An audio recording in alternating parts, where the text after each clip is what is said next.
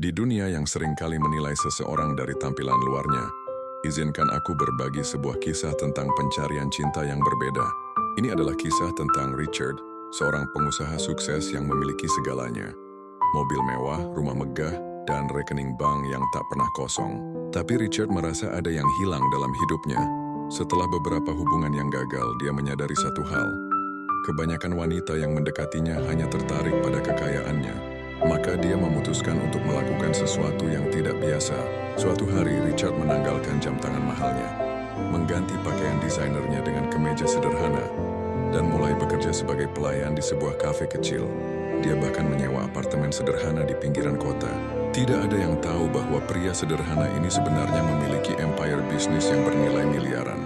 Di kafe itulah dia bertemu Sarah, seorang guru TK yang selalu mampir untuk secangkir kopi sebelum mengajar.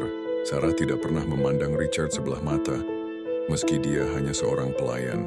Mereka mulai mengobrol, berbagi tawa, dan perlahan-lahan jatuh cinta. Yang membuat Richard semakin yakin adalah bagaimana Sarah selalu membagi sandwichnya dengan tunawisma di depan kafe. Bagaimana dia menghabiskan akhir pekannya mengajar anak-anak kurang mampu, dan bagaimana matanya berbinar setiap kali membicarakan murid-muridnya. Setelah 6 bulan menjalin hubungan, Richard akhirnya memutuskan untuk mengungkapkan identitas aslinya. Dia mengajak Sarah ke mansionnya dan menceritakan semua. Sarah awalnya terkejut, bahkan sempat marah karena merasa dibohongi. Tapi dia akhirnya mengerti mengapa Richard melakukan semua ini. Yang mengejutkan, Sarah tidak berubah setelah mengetahui kekayaan Richard.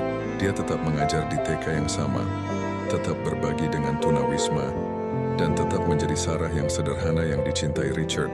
Kisah ini mengajarkan kita bahwa cinta sejati tidak memandang status atau kekayaan. Terkadang, kita harus menanggalkan topeng yang kita kenakan untuk menemukan orang yang mencintai kita apa adanya.